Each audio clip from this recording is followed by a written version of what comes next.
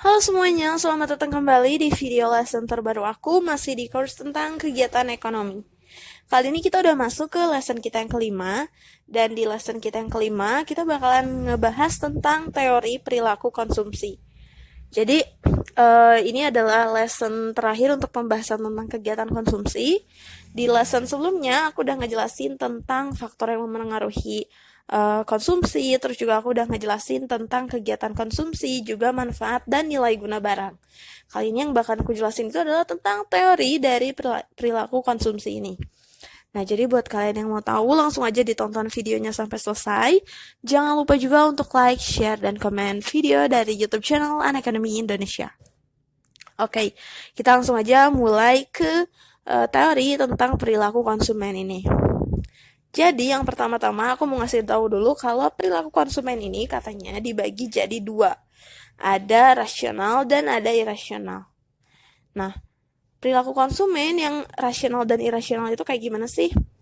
Nah, perilaku konsumen yang rasional ini dikatakan rasional ketika mereka itu melakukan konsumsi suatu barang atau jasa yang benar-benar mereka butuhkan. Jadi mereka itu beli karena emang benar-benar mereka butuhkan. Contohnya misalkan sepatu. Mereka beli sepatu, konsumen ini beli sepatu karena sepatu yang lamanya misalkan udah gak bisa dipakai lagi, udah bolong misalkan, atau udah rusak. Nah, nilai gunanya itu kan udah nggak punya lagi si konsumsi itu, makanya dia beli konsumsi baru, sepatu baru untuk jadi barangnya dia gitu, karena dia emang butuh barang tersebut.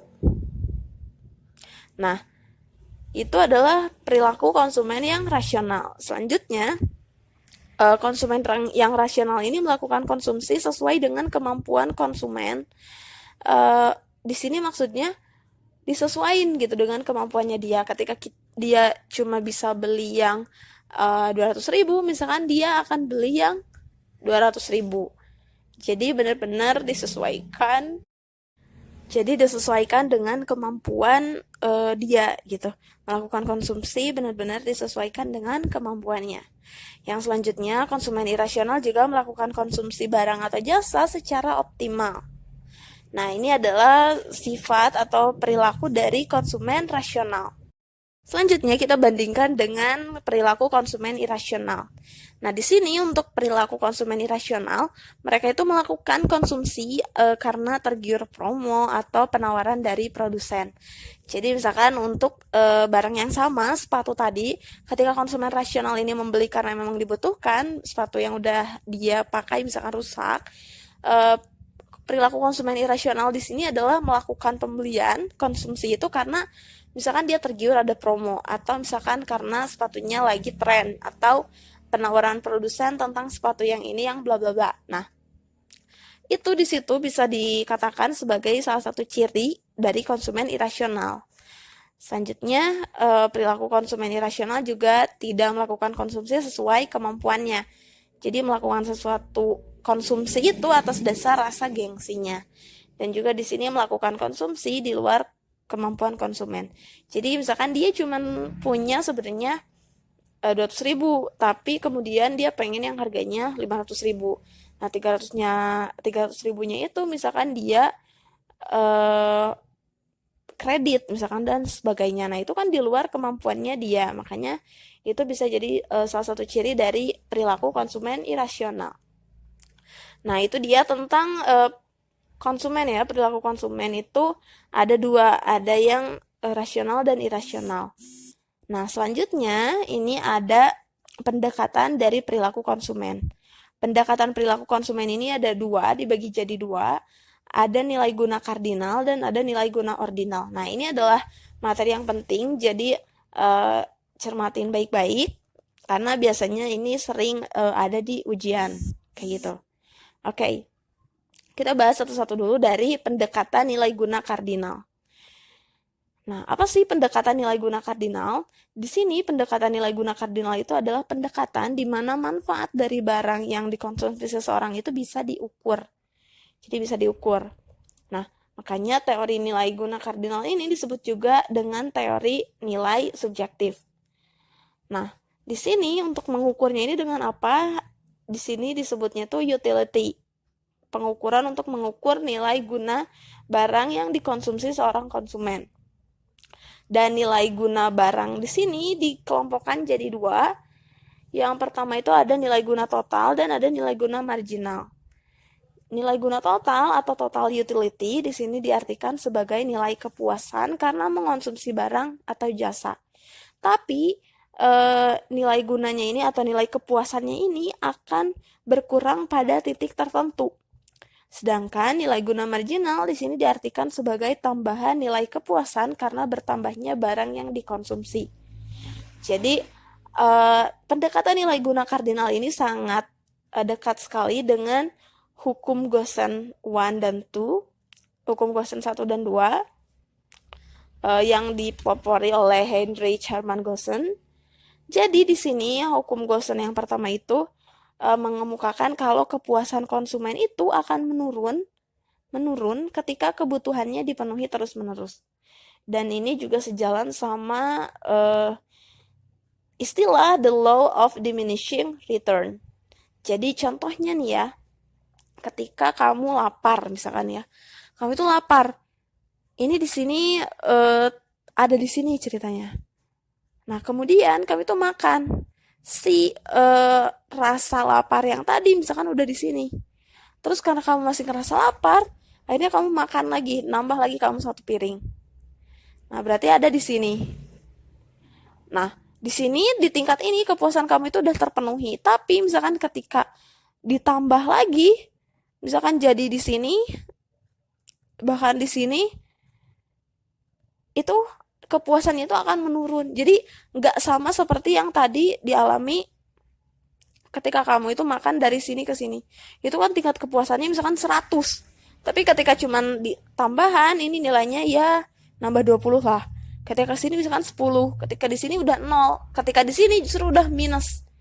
Ini kamu udah bukan puas lagi, bukan udah nggak positif lagi nilainya, tapi justru negatif. Misalkan karena kalau kamu udah di sini, ketika kamu udah kenyangnya di sini, batas kenyangnya di sini, tapi kamu makan sampai sini, itu nilainya justru bukan jadi puas istilahnya, tapi justru malah bikin muntah. Misalkan kamu jadi muntah gara-gara over kayak gitu.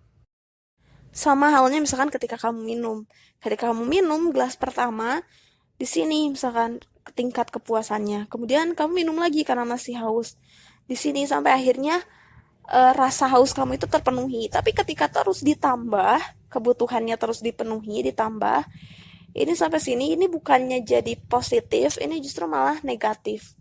Karena tingkat kepuasan kamu udah ada di sini. Kayak gitu. Nah, itu dia yang jadi latar belakang hukum Goosen pertama. Hukum Goosen yang kedua, ini menyatakan kalau manusia itu akan berusaha untuk memenuhi macam-macam kebutuhannya sampai pada tingkat intensitas yang sama. Jadi ketika punya uang 100.000, konsumen itu cenderung akan membeli barang yang bermacam-macam dan sesuai kebutuhannya. Gak mungkin cuma satu jenis barang aja, gitu, sampai pada tingkat intensitas yang sama. Itu hukum Goosen yang kedua. Dan itu adalah hukum, pendekatan nilai guna kardinal. Jadi pendekatan nilai guna kardinal itu yang bisa diukur dan itu tuh bagian dari marginal dan total utility. Selanjutnya, ini adalah pendekatan nilai guna ordinal. Nah, kalau pendekatan nilai guna ordinal ini lebih menekankan pada bahwa kepuasan dalam kegiatan konsumsi itu kepuasannya bersifat kualitatif atau nggak bisa diukur dengan angka. Nah, jadi ini tuh menyatakan kalau kepuasan itu nggak bisa diukur, tapi bisa dibandingkan. Jadi pendekatan ini dilakukan dengan sebuah kurva yang namanya kurva indiferensi atau kurva indifference. Kayak gini kurvanya. Nah, ini kayak gini garis-garisnya. Jadi kurva indiferensi ini adalah kurva yang menunjukkan titik-titik kombinasi barang yang memberikan kepuasan yang sama. Jadi titik-titik kombinasi dari barang yang memberikan kepuasan yang sama. Misalnya konsumen ini mau beli 2 jenis baju, tapi konsumen ini lebih suka jenis kemeja, maka konsumsinya akan lebih tinggi di kemeja daripada t-shirt misalkan. Tapi di sini konsumen itu tetap mendapatkan kepuasan yang sama dengan total 2 produk sebagai fungsinya itu pakaian gitu. Jadi itu adalah kurva indiferensi yang bisa kita temui ketika kita mempelajari tentang pendekatan konsumen dengan nilai guna ordinal. Oke, segitu aja dulu aja yang bisa aku jelasin tentang teori dari perilaku konsumsi ini. Next, di lesson berikutnya aku bakalan bahas tentang kegiatan produksi. Jadi jangan lupa untuk tonton terus video lesson di YouTube channel Unacademy Indonesia, dan jangan lupa juga untuk like, share, dan komen videonya. Sampai jumpa di video aku berikutnya. See you next time and goodbye.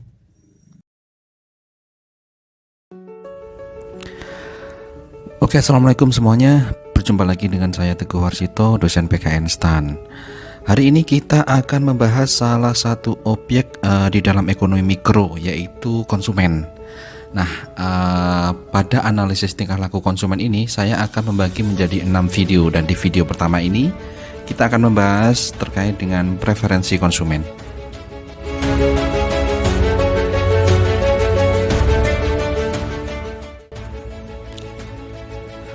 Oke, kita akan membahas asumsi yang digunakan saat kita membahas preferensi konsumen. Oke, nah dalam hal ini kita akan membahas 4 asumsi. Oke, kita bahas satu persatu. Yang pertama adalah completeness. Tetapi sebelum kita membahas completeness ini, ada satu terminologi yang akan kita gunakan, yaitu bundle konsumsi atau paket konsumsi. Di sini bundle konsumsi adalah kombinasi barang dan jasa yang kita konsumsi. Oke, nah di dalam analisis kita biasanya menggunakan 2 barang. Oke, jadi bundle konsumsi di sini adalah kombinasi konsumsi atas 2 barang. Nah, asumsi completeness ini berarti konsumen itu bisa membandingkan semua bundle atau paket barang dan jasa tadi. Oke, masing-masing bundle dibandingkan utilitas atau kepuasannya berapa, itu bisa dibandingkan oleh setiap konsumen untuk setiap bundle. Oke, itu adalah asumsi completeness. Oke, asumsi yang kedua adalah transitivity. Oke, jadi artinya di sini transitivity atau transitivitas ini adalah jika konsumen ini lebih memilih bundle A, oke, lebih menyukai bundle A, oke, atau bundle A itu menghasilkan kepuasan yang lebih besar daripada B, kemudian saat dibandingkan B dan C lebih memilih B, maka otomatis dapat disimpulkan bahwa konsumen tersebut akan memilih A daripada C. Ini adalah sifat transitivity. Oke, kita bahas asumsi selanjutnya. More is better than less. Artinya konsumen itu akan memilih jumlah yang lebih banyak. Artinya semakin banyak dia mengkonsumsi, itu akan memberikan utilitas yang lebih besar. Semakin banyak dia mengkonsumsi, akan memberikan kepuasan yang lebih tinggi. Oke, itu arti dari more is better than less. Oke, kemudian yang terakhir, asumsi yang kita gunakan adalah diminishing MRS, diminishing marginal rate of substitution. Apa itu MRS akan kita bahas di belakang secara detail. Saya akan memberikan gambarannya. Diminishing MRS itu artinya bahwa menambah satu unit suatu barang, konsumen akan mengorbankan barang lain, di mana pengorbanan ini semakin lama semakin sedikit. Jadi gini, untuk menghasilkan kepuasan yang sama, maka konsumen itu saat akan menambah barang yang satu, maka dia harus mengorbankan barang yang kedua. Oke. Dan pengorbanan ini semakin lama semakin sedikit. Oke, itu arti dari diminishing marginal rate of substitution. Oke, secara sekilas. Lebih detailnya akan kita bahas di belakang. Oke, itu adalah 4 asumsi yang kita gunakan saat kita akan membahas preferensi konsumen, dan nanti kita akan membahas titik optimum atau optimal choice yang akan dipilih oleh konsumen. Asumsinya adalah 4 ini. Oke, sekarang kita akan membahas bundle dan preference. Apa kaitannya, apa itu bundle dan sebagainya. Oke, kita mulai. Misalnya seseorang memilih suatu set konsumsi yang terdiri dari 2 jenis barang A dan B. Jadi barangnya ada 2, kita sebut sebagai A dan B. Oke. Nah, konsumsi bundle X sama dengan 2,3 itu artinya dia mengkonsumsi 2 barang A dan 3 barang B. Kemudian ada bundle Y. Bundle Y ini 3,2. Artinya dia mengkonsumsi 3 barang A dan 2 barang B. Oke. Jadi ini adalah terminologi atau kesepakatan yang kita ambil terkait dengan bundle. Oke. Nah, terkait dengan bundle X dan bundle Y tadi, gitu ya. Bundle X di mana mengonsumsi 2 barang A dan 3 barang B, kemudian bundle Y 3 barang A dan 2 barang B tadi, maka mungkin seseorang itu mempunyai 3 pendapat, 3 opini, oke, atau 3 pilihan. Apa saja? Mungkin dia memilih X daripada Y. Oke. Yang kedua, dia lebih memilih Y daripada X. Atau mungkin kemungkinannya adalah yang ketiga ini. X dan Y itu indifference, artinya sama saja, tidak ada yang lebih baik. Oke, itu adalah 3 jenis pilihan terhadap perbandingan 2 bundle tadi.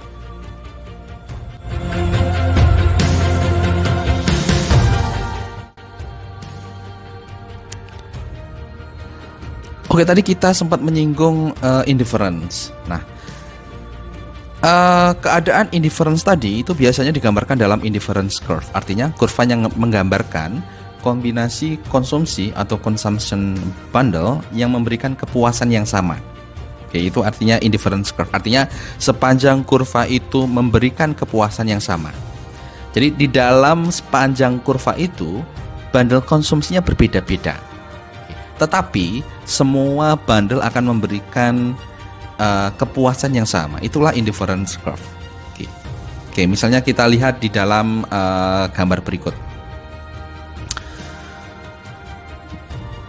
Karena bundling 1,2 artinya 1 ikan dan 2 mangga itu letaknya satu garis dalam indifference curve yang sama dengan konsumsi 3 ikan dan 1 mangga, maka kedua bundling tersebut akan memberikan kepuasan yang sama. Oke, sekarang kita akan membahas 4 konsep indifference curve, 4 karakteristik indifference curve. Yang pertama, kurva indifference mempunyai downward sloping, artinya turun dari kiri atas ke kanan bawah. Oke, kenapa seperti itu? Karena ingat bahwa indifference curve itu adalah kurva yang memberikan kepuasan yang sama. Untuk memberikan kepuasan yang sama, secara logis, secara logikanya adalah kalau kita mengurangi konsumsi barang yang satu, maka kita harus menambah konsumsi barang yang kedua. Oke. Dari pernyataan itu maka seharusnya kurva indifference itu akan turun, tidak naik. Oke, itu karakteristik yang pertama. Karakteristik yang kedua, dalam indifference map, artinya map yang terdiri dari lebih dari satu kurva indifference yang lebih tinggi itu mempunyai preferensi yang lebih tinggi juga. Oke. Kurva indifference semakin ke kanan itu akan kepuasannya akan semakin tinggi. Oke, itu sifatnya. Oke. Nah, kalau di gambar ini pasti I2 itu nilai kepuasannya lebih tinggi daripada I1. Dan I1 mempunyai kepuasan yang lebih tinggi daripada I0. Oke.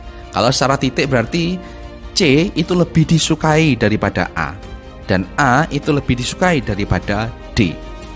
Oke, seperti itu. Oke, sekarang kita ke karakteristik yang 3. Kurva indifference tidak pernah berpotongan. Oke, kita buktikan.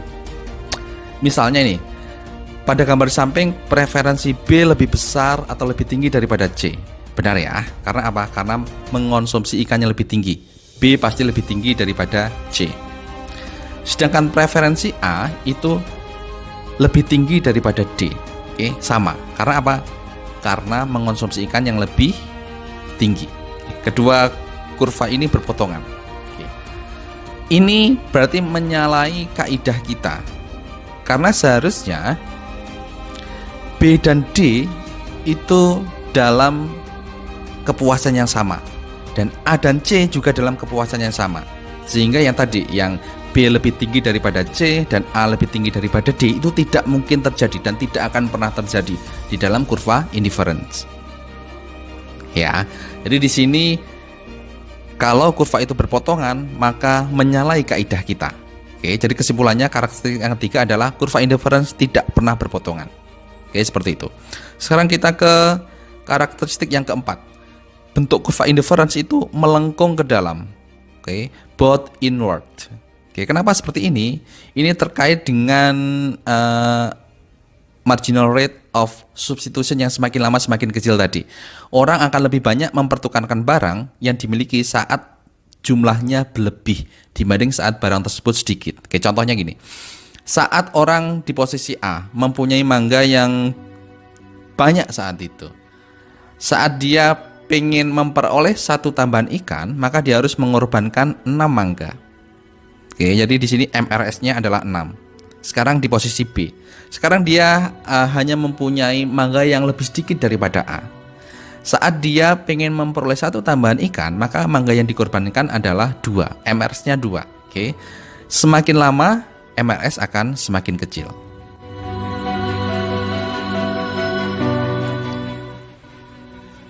Oke, sekarang kita akan membahas pengertian dari marginal rate of substitution atau MRS. Oke, jadi apa ini? Jadi saya sempat menyinggung bahwa MRS, kalau mungkin kita indekskan sebagai MRS X, Y, itu adalah banyaknya barang 2 yang dikorbankan untuk memperoleh 1 unit tambahan barang 1. Namun tingkat kepuasannya masih dijaga yang sama. Oke, kepuasannya masih sama. Oke. Barang 2 itu apa? Barang 2 adalah barang yang ada di sumbu Y pada kurva IC, kurva indifference curve. Sedangkan barang 1 ini adalah barang yang ada di sumbu X. Nah, MRS di suatu titik di indifference curve itu merupakan nilai negatif dari slope garis singgung kurva indifference pada titik tersebut, pada bundle atau basket tersebut.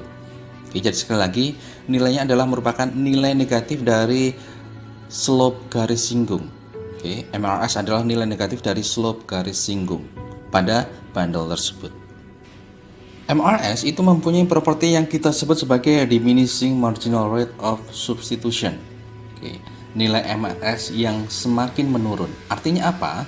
Artinya jumlah barang 2 yang dikorbankan untuk menambah konsumsi barang yang lain, barang 1 itu, agar kepuasannya tetap sama, itu akan semakin kecil. Semakin lama semakin kecil, seiring dengan penambahan barang 1.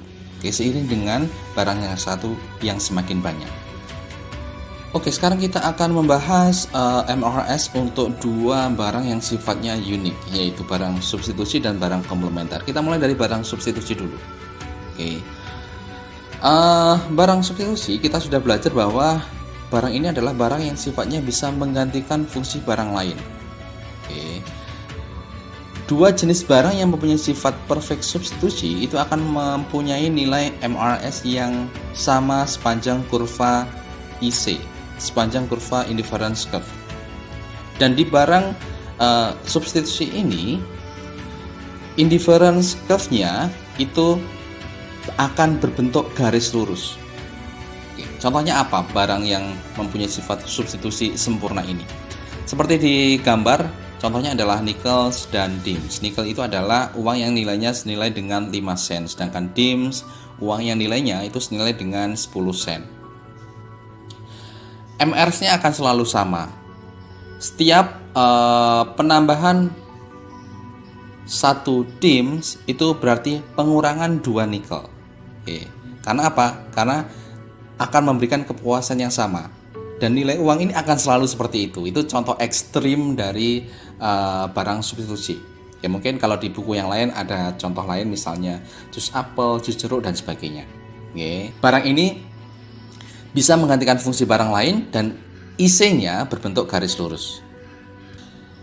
Oke, selanjutnya kita akan membahas IC untuk barang komplement atau barang komplementer. Oke.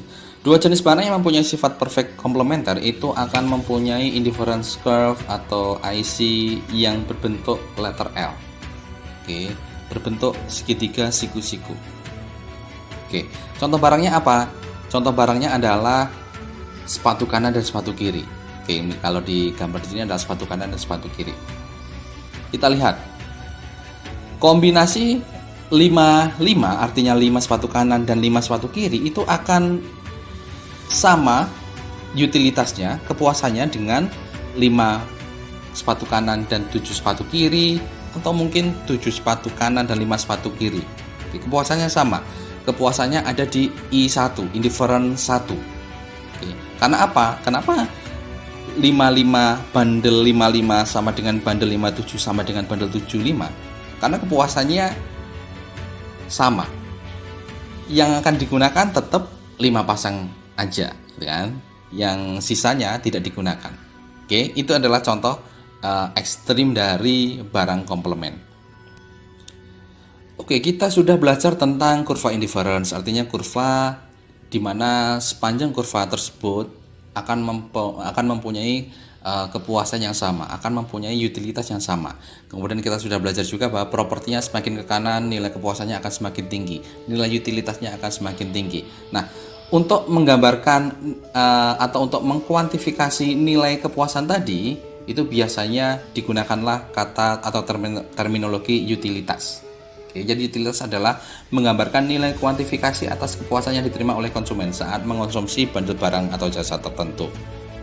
Oke, nah utilitas ini merupakan persamaan kombinasi antara dua jenis barang yang ada di kurva indifference. Bentuknya bermacam-macam, misalnya nilai utilitas itu sama dengan F kalikan dengan C, artinya unit F dikalikan unit C, atau mungkin dalam bentuk pertambahan F ditambah C dan sebagainya. Intinya fungsi ini merupakan kombinasi komponen dari barang yang satu dan barang yang dua. Oke, nah kalau di contoh ini adalah food dan clothing. Oke, nah dalam gambar di samping kita itu bisa mengurutkan ranking utilitas karena sifat tadi yang semakin ke kanan semakin tinggi tadi. Oke. Nah, kalau kita bisa mengurutkan ranking tadi, maka utilitas semacam ini kita sebut sebagai ordinal utility. Oke. Namun mungkin kita bisa mengurutkan rankingnya, tetapi kita tidak bisa mengkuantifikasi secara rigid, secara sempurna, bisa membandingkan secara sempurna atas dua utilitas. Oke, misalnya kalau di gambar di sebelah kanan kita mungkin tidak bisa mengatakan bahwa utility 3 U3 itu dua kali kepuasannya dari utility 2. Mungkin kita bisa meranking, tetapi kita tidak bisa mengatakan tadi ya secara tepat bahwa utility 3 itu dua kali utility 2. Nah, namun kalau kita bisa mengkuantifikasi ini, jika nilai utilitasnya mengakomodasi perbandingan ini, di mana utility 3 itu dua kali utility 2, maka kita sebut sebagai cardinal utility. Ini adalah terminologi terhadap utilitas tadi. Ada ordinal utility, artinya kita bisa meranking, dan ada cardinal utility. Selain kita bisa meranking, kita bisa mengatakan atau mengkuantifikasi suatu utilitas itu berapa kali lipat dari utilitas yang lain. Oke, itu hanya terminologi saja.